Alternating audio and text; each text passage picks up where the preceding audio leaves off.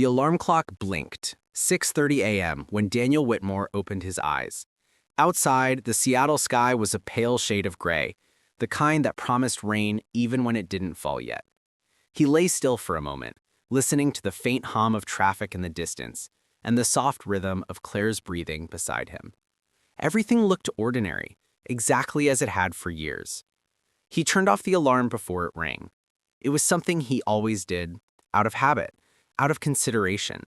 A small gesture that said, "I know you're tired, sleep a little longer." Claire used to smile at that years ago. Lately, she didn't notice. Daniel got out of bed, careful not to wake her, and padded to the kitchen.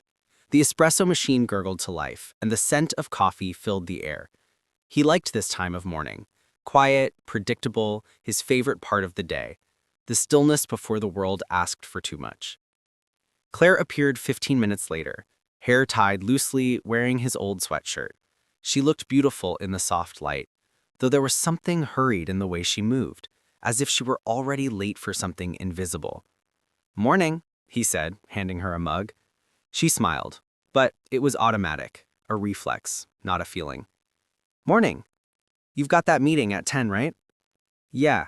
You have the launch today?" Claire nodded, scrolling through her phone, reading emails before her first sip of coffee. "Big client presentation. It's going to be a long day." He leaned against the counter, studying her face. He could still remember when mornings meant laughter, inside jokes, playful teasing about whose turn it was to make breakfast. Now it was all schedules, reminders, and notifications lighting up their phones. Claire caught his gaze. "What?" "Nothing," he said, forcing a smile. "You just look busy already." She gave a short laugh. "That's PR life. Crisis never sleeps." Daniel nodded, pretending to understand. But the truth was, he didn't. He worked in software engineering. Problems there were logical, fixable. In her world, everything was emotional, spinning, unpredictable. And lately, Claire seemed to live entirely inside that storm. When she left for work, Daniel stayed at the window a little longer than usual. The drizzle had begun, tapping softly against the glass. He watched her walk to the car, phone pressed to her ear, already absorbed in another call. The woman he loved was right there, and yet somehow miles away. At the office, Daniel's day passed like any other. Code reviews, client updates, polite small talk near the coffee machine. Yet his thoughts kept drifting back home. He couldn't name the feeling, but something about the morning left an ache in his chest, the kind that comes when a song you love is played slightly off-key. He remembered their 5th anniversary, 2 years ago. They had promised each other a trip to Napa Valley that never happened. There was always something more urgent, her projects, his deadlines. The future kept getting postponed until it quietly vanished. During lunch, his colleague Mark nudged him. "You okay, man? You've been zoning out." Daniel forced to chuckle. "Just tired." "Tired," Mark said, grinning. "Or married." Daniel smiled, but it didn't reach his eyes. Across town, Claire stood in a glass-walled conference room overlooking the rainy skyline. She was brilliant, composed, articulate, the kind of woman who made chaos look elegant. Yet under the sharp blazer and perfect lipstick, her mind was elsewhere. Ethan Miller sat across the table, new account manager, charming, confident in that effortless way that made people trust him too quickly. When he spoke, he looked straight at her, and for reasons she couldn't explain, it made her pulse quicken. After the meeting, he caught her by the elevator. "Great pitch, Claire. You really owned that room." She smiled, half flattered, half wary. "Thanks. You weren't bad yourself."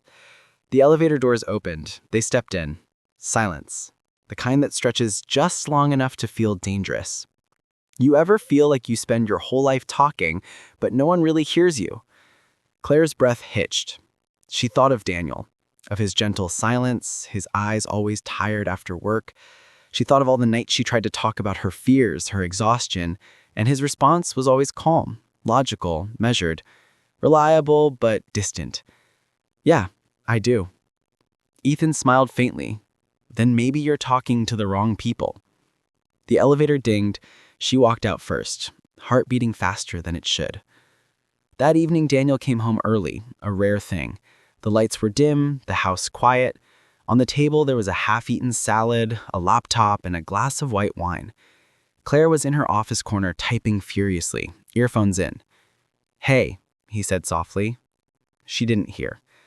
He stood there for a few seconds, then left the mail on the counter and went upstairs. In their bedroom, the bed was neatly made, untouched since morning. He sat on the edge, looking at the photo on the nightstand, their wedding day in California. Sunlight caught in her hair, laughter frozen in time. Downstairs, he could hear her voice, not talking to him, but to someone on the phone, low and warm, the tone she used when she wanted to be liked. He lay down without undressing, eyes fixed on the ceiling, listening to the rain pick up again outside. It had always rained like this in Seattle. Soft, endless, patient. The kind of rain that could wash away everything if you just stood still long enough. When Claire finally came to bed hours later, she whispered, "Good night," and turned away. Daniel murmured good night too. Neither of them knew that this would be the last truly ordinary morning they would ever have. The rain didn't stop for 3 days. Seattle had a way of turning drizzle into atmosphere. Streets glossed in silver, sidewalks reflecting blurred lights, people walking fast under umbrellas, pretending the weather wasn't wearing them down. For Claire Whitmore, the rain matched her mood too perfectly. Constant, quiet, impossible to ignore. It was Thursday evening when the email arrived. The subject line read, "Westwood Agency Networking Mixer, RSVP." She'd almost deleted it, another corporate event full of forced smiles and cheap champagne. But her boss had highlighted her name in the CC line with a short note, "Claire, you should attend. Great for visibility." Visibility. The word itself carried weight.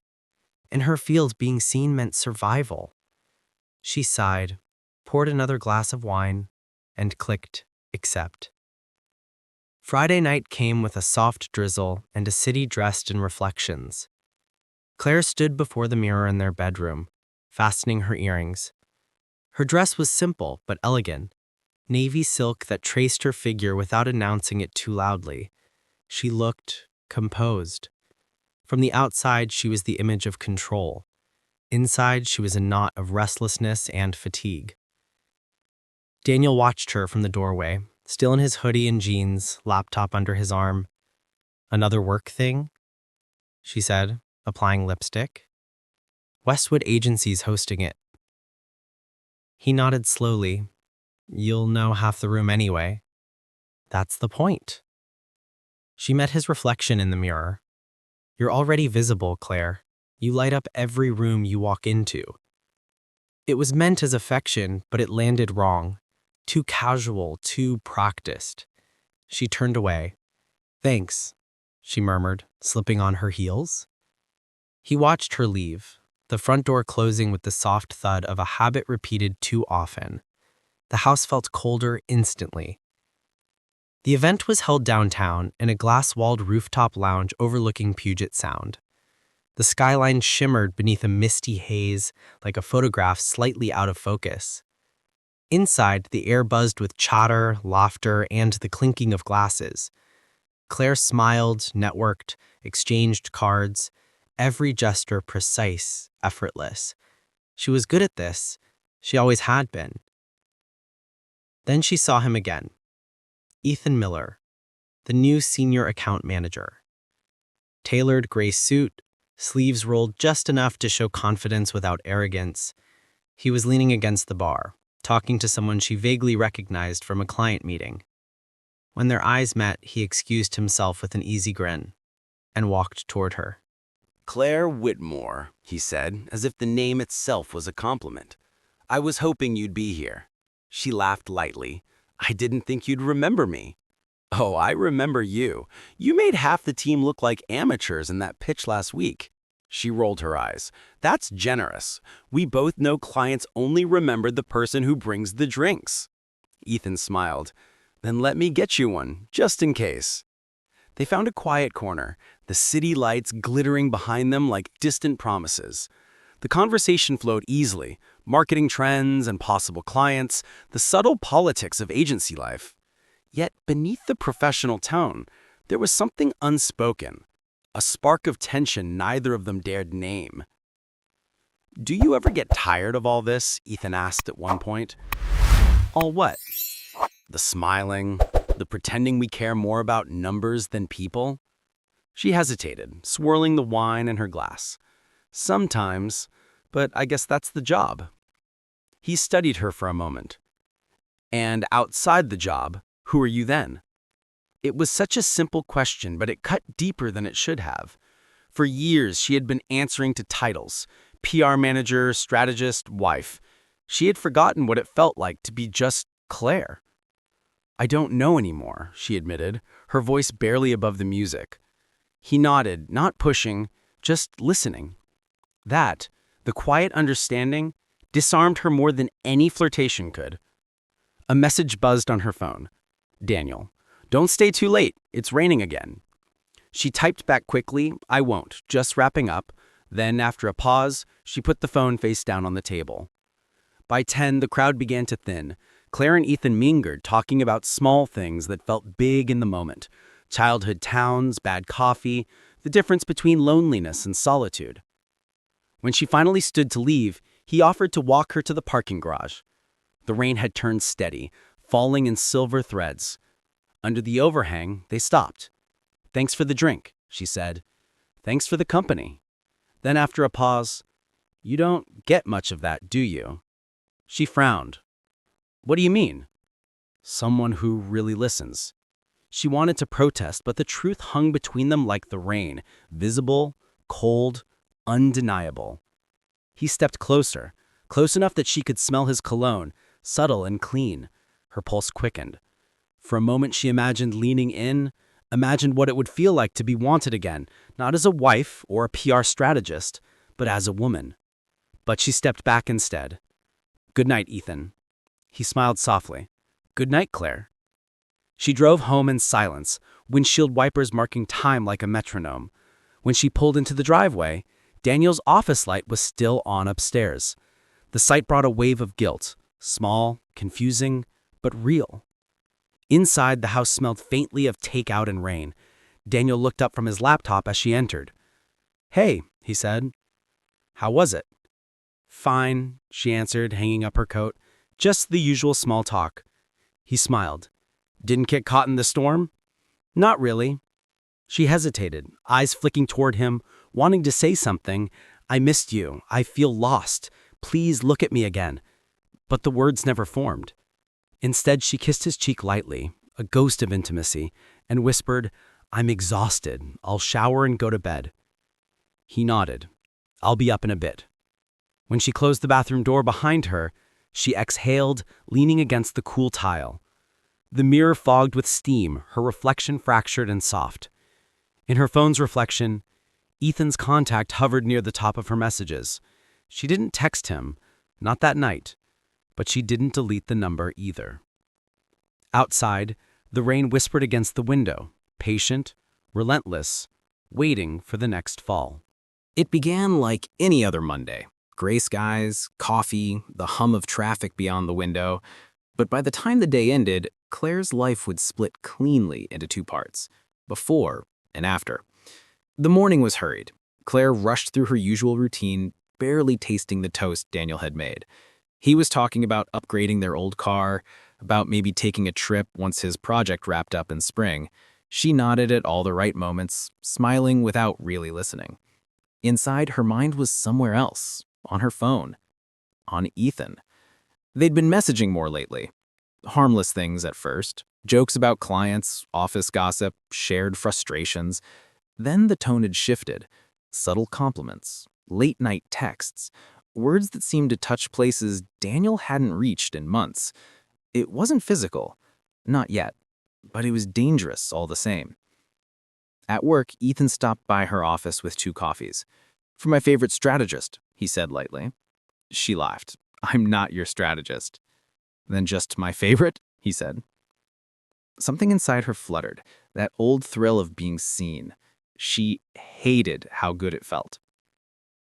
That afternoon, her boss informed her that she'd be joining Ethan for a client presentation in Tacoma. Short notice, just a one-day trip, back by nightfall. Daniel texted her when she told him. "Daniel, Drive safe. You'll crush it, as always. Claire. Thanks. I'll be home late. Don't wait up. She didn't mean anything by that message, not consciously, but when she pressed send, her chest tightened. The rain followed them down I-5. The windshield wipers swayed like pendulums, steady and hypnotic. They talked about work, music, old movies. When Ethan laughed, Claire found herself smiling too easily. The meeting went well, better than expected. By evening, their client had insisted on a celebratory dinner at a restaurant overlooking Commencement Bay. The city lights shimmered across the water, and for the first time in months, Claire felt alive. When the dinner ended, they lingered at the bar, just the two of them. Ethan ordered whiskey, she chose white wine. You ever feel like you're watching your own life from a distance? She asked. All the time, except right now. The way he looked at her made her pulse skip. She knew she should stand up, call for the car, drive home, but the night felt suspended, fragile, as if one small movement might shatter it completely. They left the restaurant around 9. Outside, the air smelled of rain and salt. Their hotel was only a few blocks away. They walked in silence, steps sinking like they'd known each other longer than they had. At the entrance, she hesitated. I'll grab my bag and head out soon. Need to get some sleep. Claire, he said quietly, you don't have to keep pretending you're fine. She froze. The sound of her name in that tone, soft, unguarded, undid something inside her. He took a step closer, searching her face. Tell me you don't feel it, and I'll stop. She opened her mouth to answer, but no words came. The truth was too complicated, too dangerous. She felt it, and she hated herself for it. Then it happened. The smallest motion, a tilt of his head, the space of a breath, and their lips met. It wasn't wild or rushed.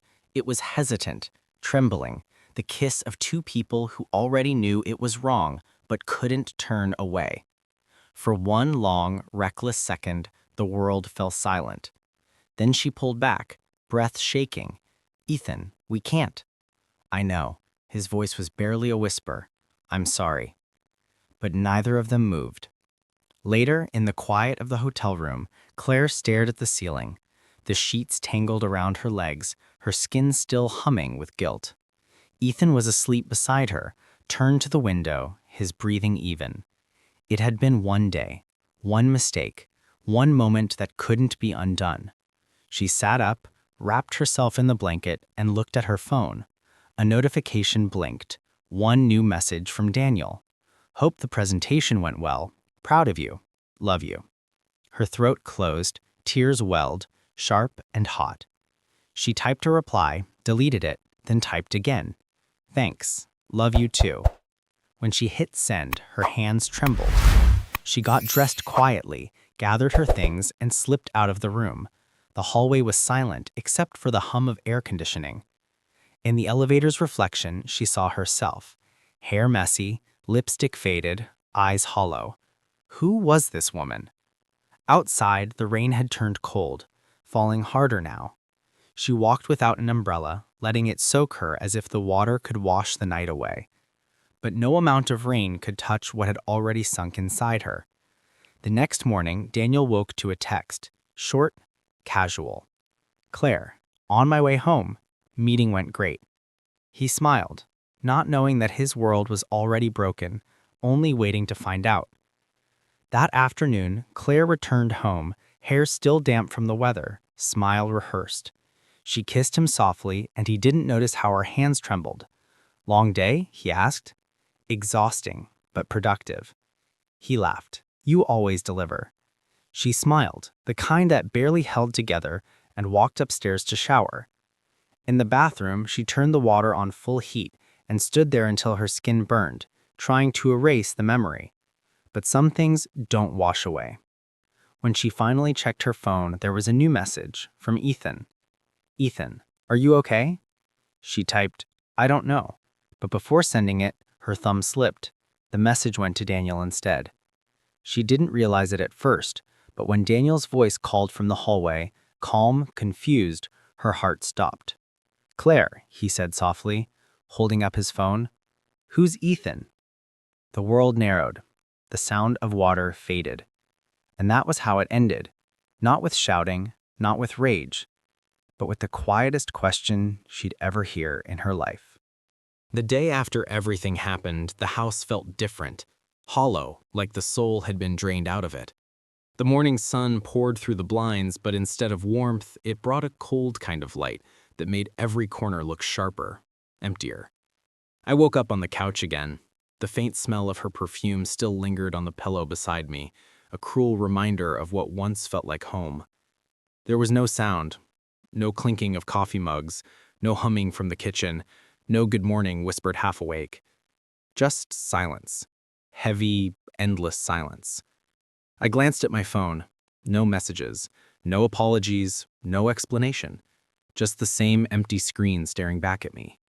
I had seen her name flash on it 1,000 times before, but now it was like she had been erased from my life entirely. For years, we had built our mornings together, small rituals that became invisible bonds. She'd always tease me for leaving the toothpaste uncapped. I'd roll my eyes when she played the same old 90s song on repeat. Now those little annoyances felt sacred. I would have given anything to hear her complain just one more time. When I finally walked into the kitchen, I found her mug still sitting by the sink, lipstick stain perfectly intact, like a ghostly signature. Next to it was her scarf, the one I'd bought her last winter. She had forgotten it, or maybe she had left it intentionally. I couldn't tell. I picked it up, holding it for a moment, and the silence seemed to grow louder. There was no shouting match the night before, no dramatic exit, just a quiet storm. She had gone out to clear her mind, and I hadn't asked where. Deep down, I already knew. The phone buzzed, a message from my brother. "You okay, man? Heard something from Laura's friend." I didn't reply. I didn't have the energy to explain that my wife had betrayed me, that everything I thought was solid had crumbled in one night. Instead, I went outside, trying to breathe. The air was crisp, but even the world felt muted.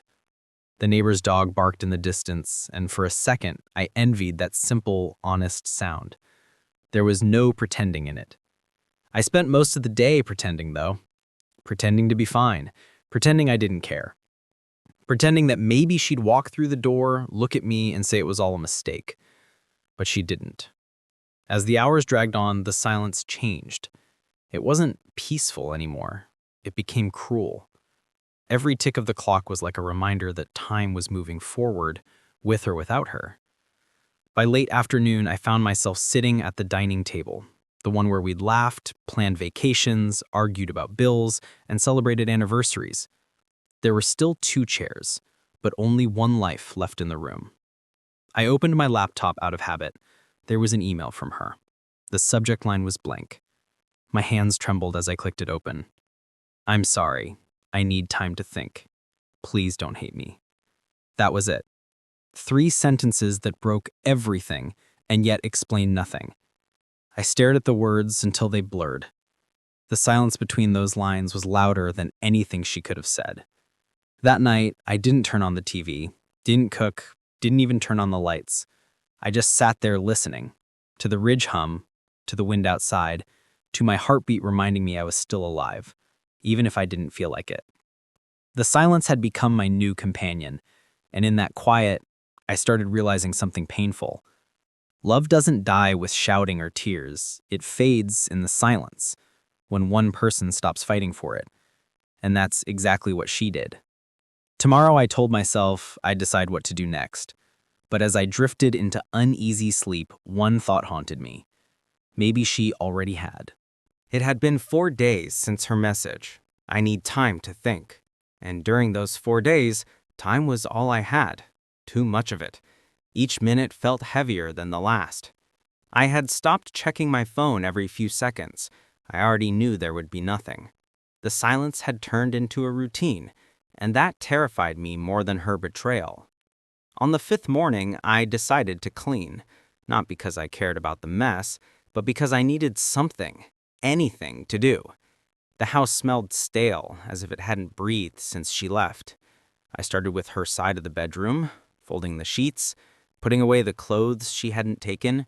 It felt wrong, like trespassing into a memory. That's when I found the box. It was small, tucked away in the corner of her closet, the kind of box you'd mistake for an old shoebox. But it wasn't. It was neatly wrapped in faded pink paper, tied with a thin ribbon I recognized. She used to keep love notes, ticket stubs, and little things that reminded her of us. For a moment, I smiled. Maybe it was something innocent, a reminder that there had once been love between us. But when I opened it, the air in the room shifted.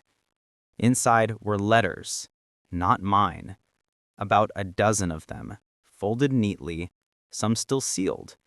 The handwriting wasn't hers, and yet every word written inside carried a piece of her life I didn't know existed.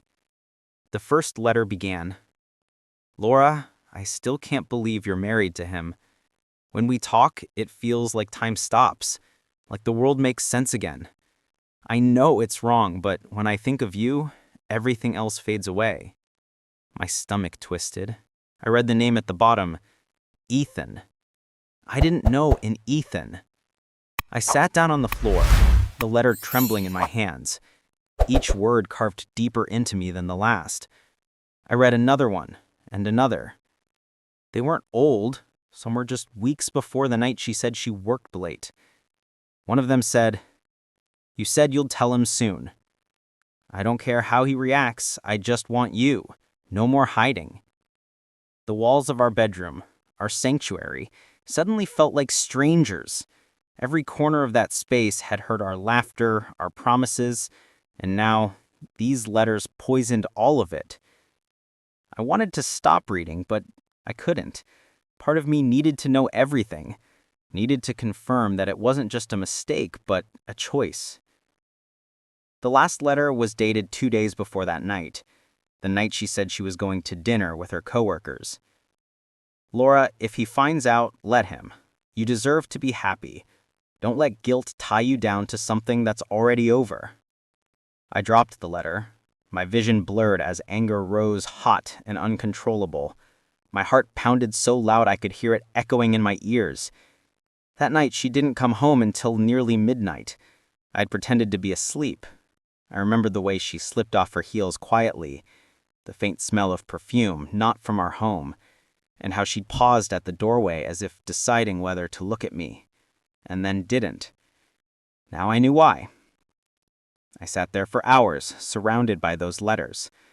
The day turned to night, but I didn't move. I thought about every conversation we'd ever had, every promise we'd ever made. The irony was unbearable. She had written me letters once, too, when we first met. Handwritten notes filled with love and hope. I still had them all, stored safely in my drawer. Without realizing it, I stood up, went to my desk, and pulled out my own box. Inside were her old letters to me. Soft, yellowed from time, full of words like forever, trust, always yours. I spread them across the floor next to the ones from Ethan. 2 versions of the same woman stared back at me. One who promised me a lifetime, and one who destroyed it. I took a deep breath, then did something I hadn't done in years. I wrote a letter of my own. "Laura, you said you needed time to think. I found your letters today. I guess I have my answer. For years, I believed love meant forgiveness, but now I see love also means self-respect. I'm not angry anymore.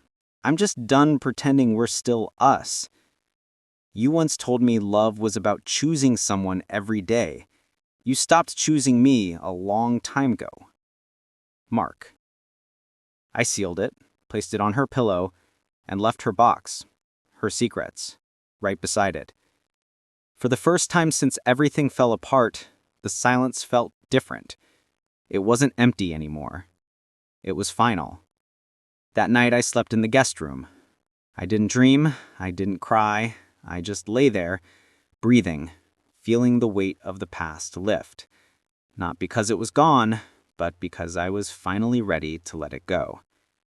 Tomorrow, I'd start packing. Tomorrow, she would return to a home that no longer belonged to her. And tomorrow, the silence she left behind would finally be hers to face.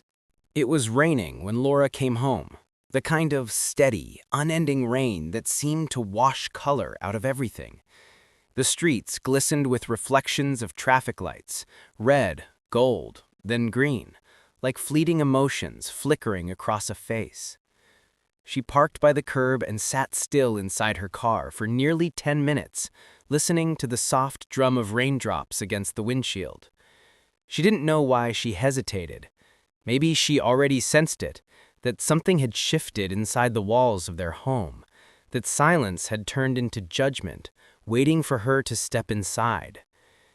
When she finally opened the door, the house was quiet, too quiet. Not the kind of peace she once cherished, but the kind that followed after something broke. Her heels echoed softly on the hard wood as she entered the living room.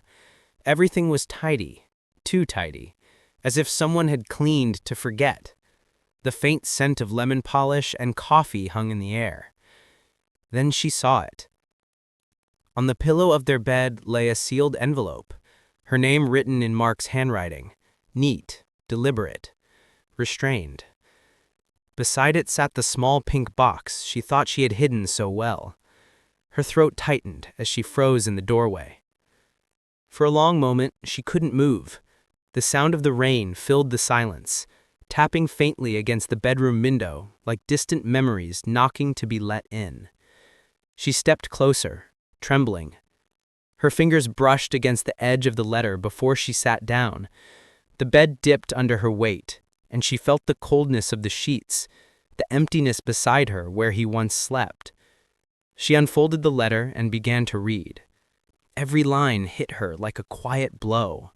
His handwriting, calm, steady, carried no anger, only finality. Words like self-respect, done pretending, you stopped choosing me. Her breath caught halfway through. By the time she reached the end, her vision blurred. She pressed the letter to her chest as if she could undo it, as if holding it close would make the words mean something else. Then her eyes fell on the box. She didn't need to open it. She already knew what was inside, but she did anyway, a reflex, like touching a wound to prove it still hurt. There were her letters from Ethan, perfectly arranged, as if Mark had read them all and placed them back carefully, without rage. That was what broke her most, not fury, but control. It was over. She tried to breathe, but the room felt too small. She stood and moved to the window, watching rain slide down the glass. In the reflection, she caught sight of herself, the woman she had become. Expensive hair, designer coat, flawless makeup, and hollow eyes. How'd it come to this? She remembered the first time she met Ethan. At a corporate gala, 2 glasses of wine too deep, laughter that felt like a spark she'd been missing. He made her feel seen, alive, desired in a way Mark's quiet devotion no longer did. It started as a conversation, then messages, then meetings she justified as harmless, until it wasn't. And now, in the stillness of their bedroom, all she could see was the wreckage of that one day, the day she crossed a line she couldn't uncross. Her phone buzzed on the nightstand. Ethan. She stared at the screen for a long moment before silencing it. His name looked smaller now, almost meaningless. Whatever thrill he once represented had evaporated into guilt. She typed out a message but deleted it 3 times before leaving only one word. Don't. Then she blocked his number. The rain outside grew heavier. She sank onto the edge of the bed, clutching Mark's letter again. Her mind replayed everything. The morning coffee they used to share, his quiet laugh when she'd forget her keys, the way he'd always touch her shoulder gently when passing by. She had mistaken comfort for dullness, kindness for routine, and now there was no way back. She wandered into the kitchen. The mug he always used sat by the sink, still slightly stained at the rim. She lifted it, washed it carefully, dried it, and placed it in the cupboard. A small, meaningless act, but it felt like the only thing she could fix. As night fell, she sat by the window, wrapped in one of his sweaters, listening to the storm. The world outside blurred into streaks of silver, and every thunderclap felt like a memory resurfacing. Moments of laughter, of promises, of love that once filled this house. She whispered his name once. It disappeared into the rain. Then she began to write. Not because she thought he'd read it, but because silence was too heavy to bear. Mark, I don't know where to begin. I don't expect forgiveness. I just need to tell you that you were right. I stopped choosing you long before I realized what that meant. I thought excitement was love, but it was just escape. You gave me peace, and I mistook it for emptiness. I don't know how to live with what I've done, but I'll try. I'll remember the mornings, the way you used to wait for me to finish my coffee, the quiet way you looked at me like I was enough. I forgot what that felt like. Laura. When she finished, she folded the letter and placed it beside his, on the pillow, letting their words rest together. Two halves of something broken, now finally still.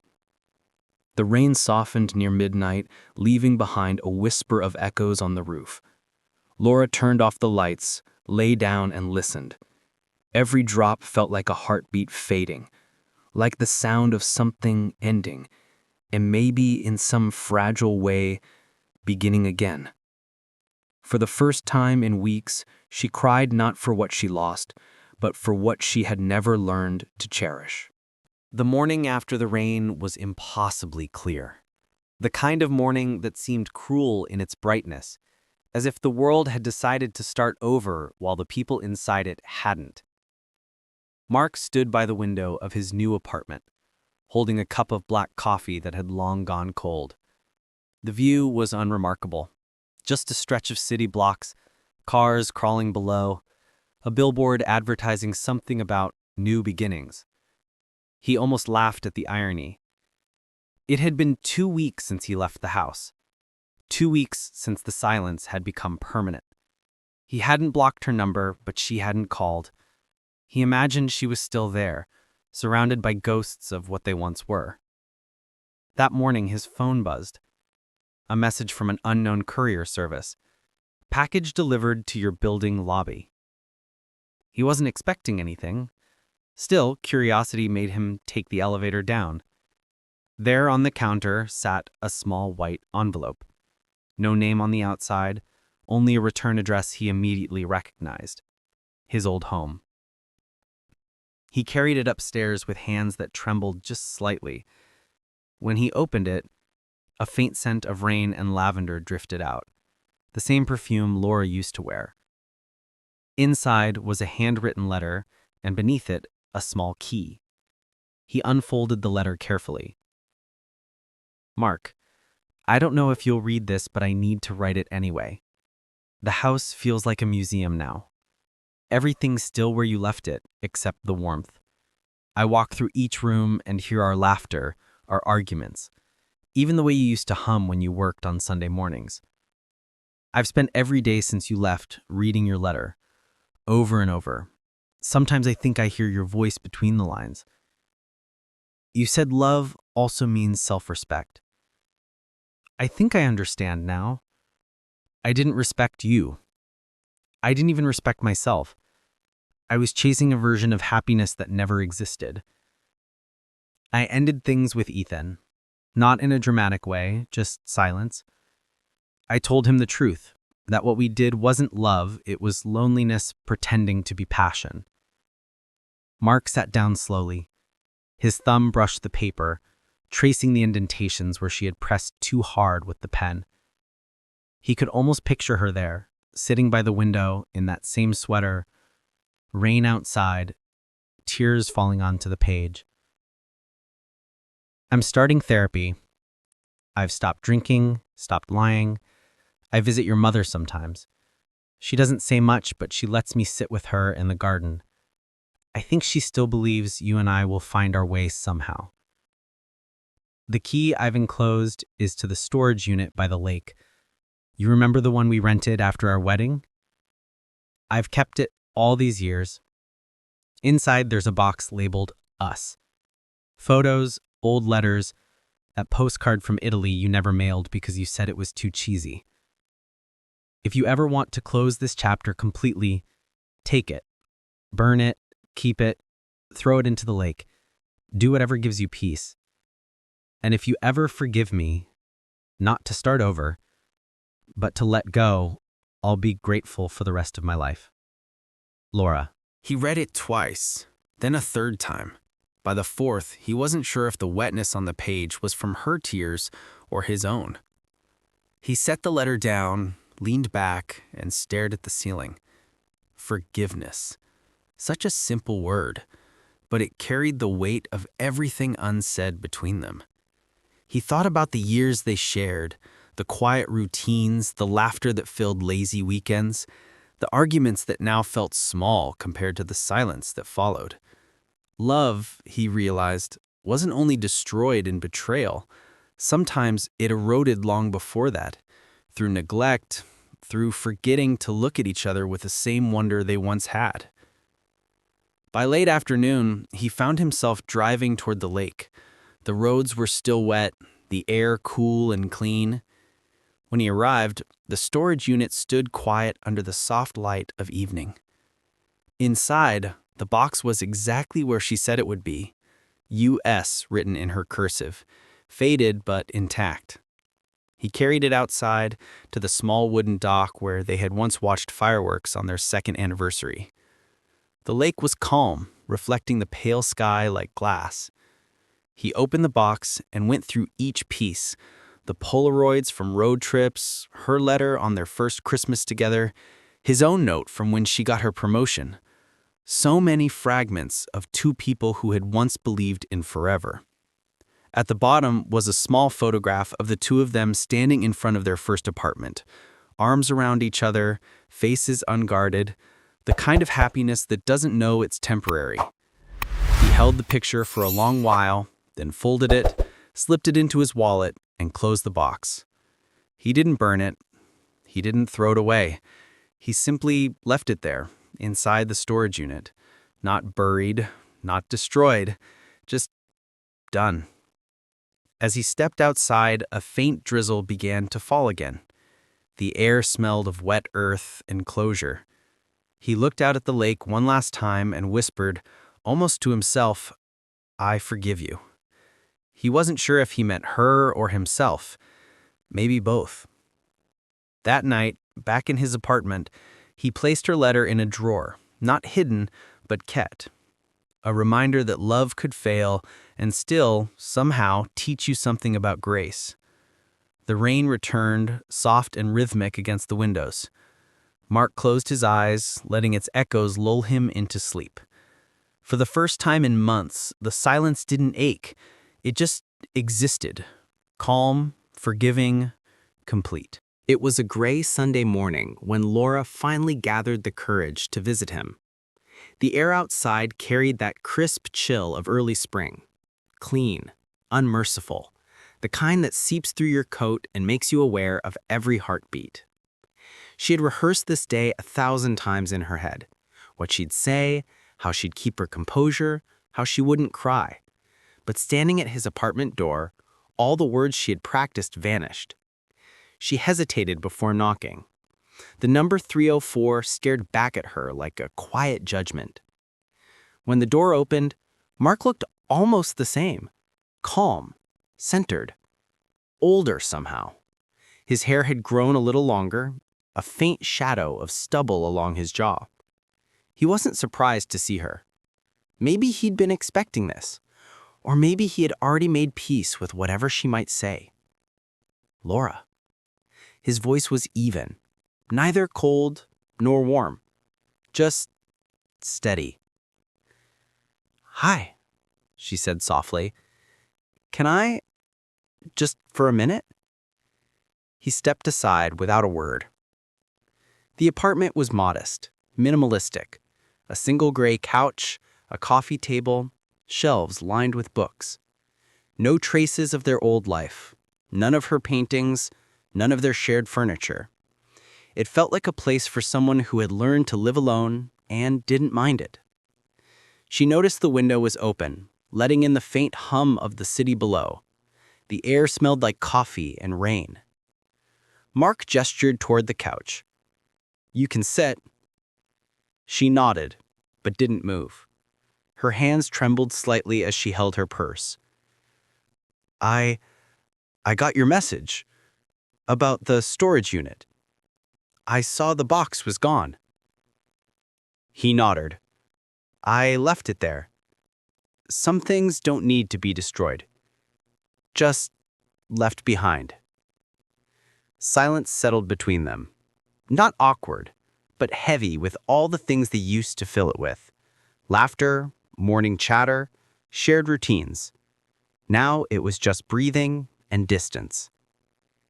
He said, "I read your letter, the one you sent with the key." She looked down. "I didn't know if you would." He said, "I did. More than once." She met his eyes then, searching for anger or pain or maybe a trace of affection. But his gaze was calm, the kind that came from surviving something that no longer had power to hurt. "I didn't come here to ask for anything," she said, her voice trembling. "Not forgiveness, not another chance. I just needed to see you, to know you're okay." He smiled faintly, not bitterly, just tiredly. "I'm learning to be." Her eyes glistened. "You always were better at healing than I was." Mark took a slow breath and looked toward the window. "Healing isn't a gift. It's work. Every day I wake up and remind myself that what happened doesn't define me, that it doesn't erase the years that were good." His words were kind, but there was distance in them, like he was speaking from another shore she could never reach. Laura's voice dropped to a whisper. "I miss those years. I miss who we were." He turned to her. "Who we were died the moment we stopped trying to be honest. You didn't just cheat on me, Laura. You stopped talking to me long before that." She didn't defend herself. The truth had already been spoken, clean, unflinching. All she could do was nod. A tear slid down her cheek. She brushed it away quickly. "I know, and I live with that every day. The guilt doesn't fade, but I'm trying to live differently now. I volunteer at the shelter. I started painting again." He looked at her, genuinely surprised. "Painting?" She smiled faintly. "Yeah, small things, nothing serious. It helps me breathe." For a moment, he almost saw her the way he once did, the woman who used to hum while mixing colors, who could turn an empty canvas into warmth. But then the moment passed. He said, "I'm glad." The rain began again, a soft drizzle tapping against the glass. Laura glanced at the small stock of letters on his table, some opened, some new. "You're writing again too?" He nodded. "Mostly to myself. Letters I'll never send." She smiled sadly. "Then we're both learning how to speak again." The silence that followed was gentler this time, almost peaceful. Finally, she stood up. "I should go." He rose with her, walking her to the door. "Take care of yourself, Laura." She paused in the doorway, her hand on the frame. "Do you ever think about what we could have been if things had gone differently?" He looked at her, really looked at her, and for the first time in months, his expression softened. "Sometimes.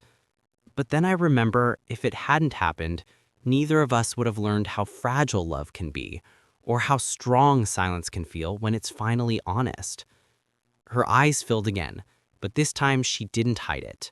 She nodded, whispered goodbye, and stepped out into the rain. Mark stood there for a moment, watching as she crossed the street, her coat darkening under the drizzle. She didn't look back. When she disappeared around the corner, he closed the door, leaned against it, and exhaled slowly. The apartment felt quiet again, but it wasn't the same emptiness as before. It was lighter. He walked to the window and watched the rain trace lines down the glass. Somewhere beneath the hum of the city, he thought he heard echoes, faint, distant, of their laughter once upon a time. But they didn't hurt anymore.